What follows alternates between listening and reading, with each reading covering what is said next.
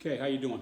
I'm Mike Kennedy. For those of you that don't know me, I teach 6th, 7th, and 8th grade social studies here at St. Catherine's, and I also teach 7th grade language arts to my 7th grade homeroom. Okay, so I'm just going to make this quick, short and sweet. I don't want to waste your time. I just want to let you know what's going on here and how I run my classroom, and I'll give you a little bit of an overview of what we're doing. So to begin with, social studies, 6th grade social studies, we work on world history. Ancient world history, so we're talking about ancient Greece, ancient Rome, ancient India, China, Mesopotamia, things like that. Egypt. 7th grade, U.S. history, so from colonial days to the Civil War, the topics that we cover, and then 8th grade, the Civil War, U.S. history again, Civil War to the present day. This has been pretty difficult for myself and, more importantly, for the kids.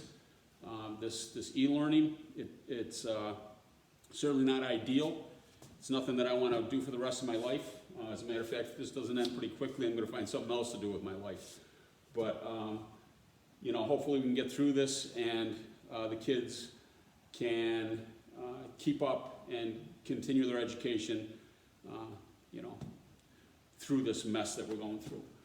So what I do in social studies, in all three classes basically, is I will lecture for a while.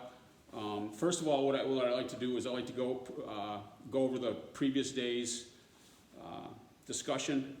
So I'll do a little review with the kids. I'll ask them questions. Those kids that get them right, I'll give some extra points to. Then we go on to that day's discussion. Let's say 6th grade, we're talking about the Middle Kingdom and Egypt. I'll have a PowerPoint set up or something else, and I will lecture on the topic of the day. I expect the kids in all three classes to take notes. I give them a document each day in their Google Classroom that they're expected to take notes on. The reason for that is it keeps them focused on what we're talking about, which is very difficult for them to do sitting at home. There's too many distractions. So taking notes keeps them focused on what we're doing. And it also, when they turn them in at the end of the day, it allows me to see what they got out of the class. It allows me to see if they're picking up on the concepts we're talking about and getting the knowledge that I'm trying to impart with them. Okay, I'm trying to, are they learning what we're trying to teach them is basically what it comes down to. So I expect these notes to be done every day. If they're not done every day, then they lose points. I score them on a 4-point scale each day. So if you do your notes and you do them well, you get 4 points. If you do them okay, you get 3 points. If you do them and you do a lousy job, you get 2 points, and so on. If you don't do them, you get a 0. I don't allow kids to make up notes. I'm not going to have somebody come to me 3 weeks from now and say, can I make up 3 weeks of notes? That's not going to happen. So they need to make sure that they're staying up on their notes every day. We also have quizzes in class. There's not many of those. I try and give a quiz, every week or 10 days based on the unit that we're on. I don't like bogging, and quizzes are, to be honest with you, they're tough to give right now because, kids have their notes in front of them, they have their books in front of them, they have the internet in front of them on other devices. So it's not like they can't access the knowledge some other way. As opposed to in a classroom where they have to take the test and they don't have any access to any other information. But that's okay. Just so long as they're staying focused in class, they're keeping up with their notes, they're participating in class, okay?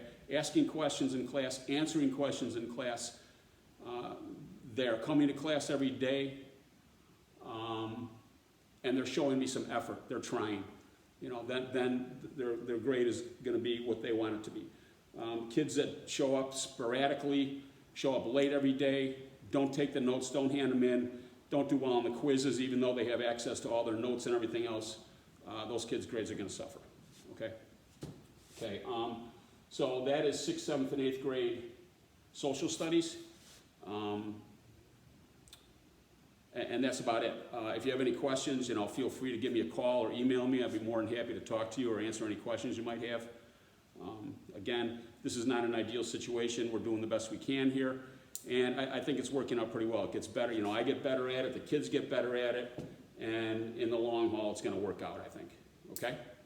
All right, that's it. Again, any questions, give me a call. Thanks a lot.